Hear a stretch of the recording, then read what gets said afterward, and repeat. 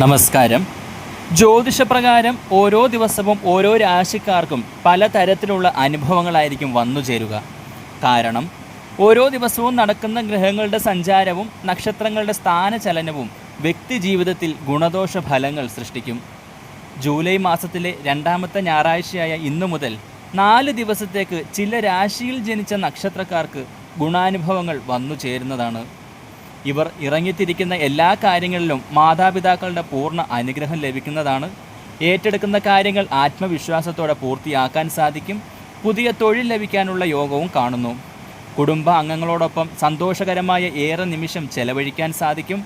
ഏറെ നാളുകൾക്ക് മുൻപ് കടം കൊടുത്തിട്ട് തിരികെ ലഭിക്കാതിരുന്ന പണം അപ്രതീക്ഷിതമായി ഈ ദിവസങ്ങളിൽ തിരികെ ലഭിക്കും.